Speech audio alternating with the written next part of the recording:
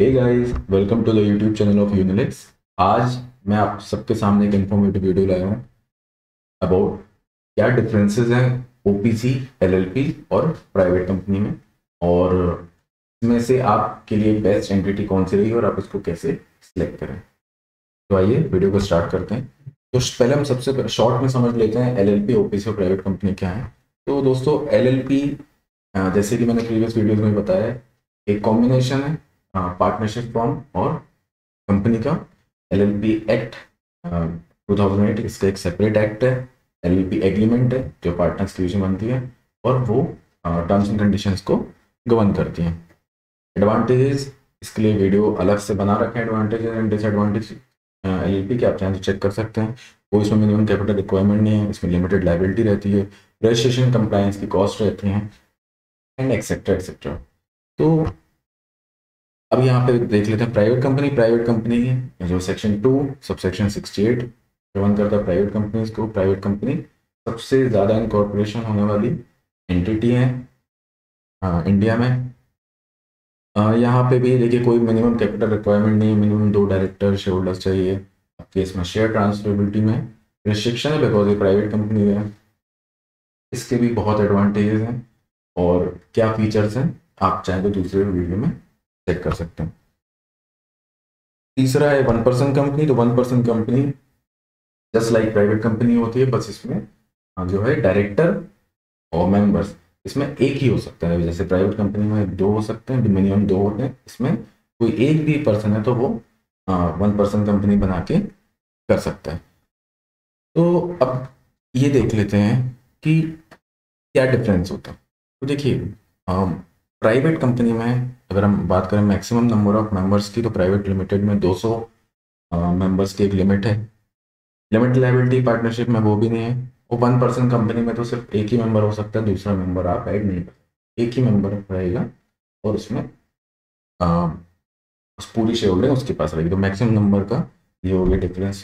Compliance की requirement देखिए, अगर हम बात करते हैं annual return filing, board meetings and general meetings, आपको प्राइवेट लिमिटेड कंपनी में सबसे ज़्यादा, अगर एज कम्पेयर टू एलएलपी और 1% है तो सबसे ज़्यादा प्राइवेट लिमिटेड के कंप्लायंसेज हैं। आपको बोर्ड मीटिंग करना है क्वार्टर में, आपको एजीएम है, आपके सारे कंप्लायंसेज हैं आरओसी के, ये सारी चीज़ें रहेंगी। 1% में भी यही है, बस इसमें जो बोर्ड मीटिंग का गैप है वो आपका 90 डेज है, एटलीस्ट 90 डेज है। यहाँ पे गैप ज़्यादा है, आपको ओपीसी में कैश फ्लो रिक्वायर्ड नहीं होता एंड एक्सेट्रा के कुछ डिफरेंस है, बहुत ही माइनर डिफरेंस है प्राइवेट लिमिटेड से। तो यहाँ पे इसको सेकंड रैंक पे आती है ओपीसी।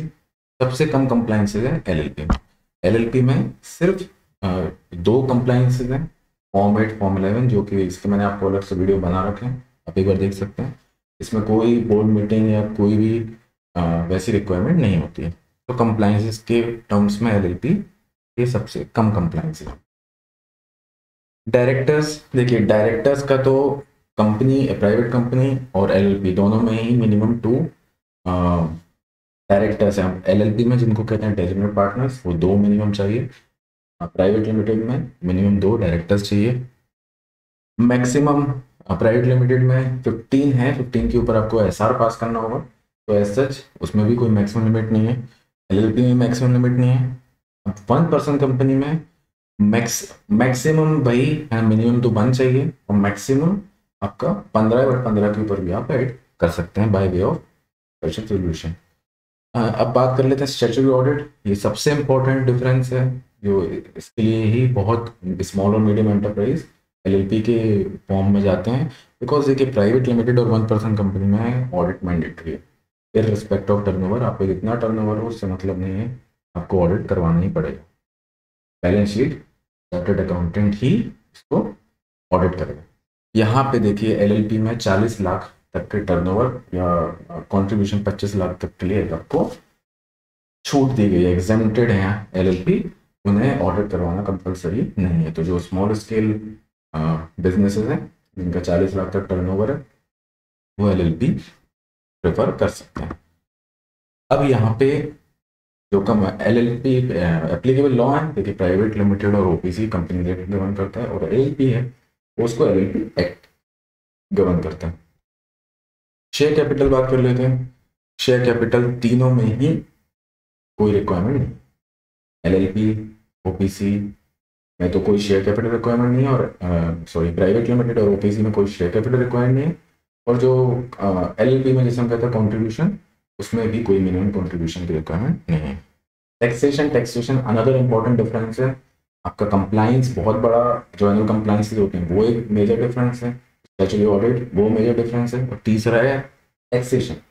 टैक्सेशन देखिए दोस्तों, पिछले साल के पहले तो 30% सब पे था, लेकिन पिछले साल आपका 2019 फाइनेंस एक्ट का जो अमेंडमेंट हुआ उसमें का जो टैक्सेशन रेट है वो कंपनीज के लिए स्लैश करके 25% कर दिया, जिनका डोमेस्टिक टर्नओवर 250 करोड़ के नीचे है उनके लिए, और 25%। और अगर आप मैट के प्रोविजंस को कंप्लाई करके करते हैं तो फिर आपका इवन 22% है। तो यहाँ पे टैक्सेशन का रेट का काफ़ी डिफरेंस आ गया। एलएलपी में फ्लैट आपका 30% है, और अगर हम बाकी कंपनीज को ध्यान में रखें तो उनका 25% है दोस्तों। मैन्युफैक्चरिंग यूनिट में भी उनका तो और कम कर दिया 15%। तो यहाँ पे कंपनीज का टैक्सेशन रिलैक्स कर दिया है गवर्नमेंट ने एज कम्पेयर टू एलएलपी या पार्टनरशिप। ये भी एक मेजर डिफरेंस हो गया। ट्रांसफरेबिलिटी देखिए, एलएलपी में आप ओनरशिप ट्रांसफर कर सकते हैं, ओपीसी में आप सिर्फ नॉमिनी को कर सकते हैं जब आपकी डेथ हो गई, जो ओनर है उनकी डेथ के सिनेरियो में। प्राइवेट लिमिटेड में देखिए कि रिस्ट्रिक्शंस हैं ट्रांसफरेबिलिटी पे, तो जैसा एओए गवर्न करेगा, आर्टिकल ऑफ एसोसिएशन जितना जो आपको परमिट करेंगे, या आपके जो आपस में शेयर होल्डर्स हैं आप उनको कर सकते हैं। बाहर वाले को आप तभी कर सकते हैं जब आपके शेयर होल्डर्स वो शेयर्स ना लें। तो ये कोई पब्लिक लिमिटेड या लिस्टेड कंपनी वैसे नहीं है कि आपने किसी को भी शेयर्स ट्रांसफर कर दिए, वहाँ पे रिस्ट्रिक्शंस हैं। तो एलएलपी में वो भी रिस्ट्रिक्शन है। तो दोस्तों ये कुछ मेजर डिफरेंसेस हो गए एलएलपी, ओपीसी और प्राइवेट लिमिटेड में। आपकी जैसा बिजनेस हो, आप अपने बिजनेस एंटिटी को बिजनेस को ध्यान में रख के आप अपनी एंटिटी चूज करिए। तो आई होप गाइस ये वीडियो इन्फॉर्मेटिव होगा। Thanks for watching. For any queries, you can connect with our mail ID or mobile number, or you can also visit our website unilexconsultants.com. Thank you so much.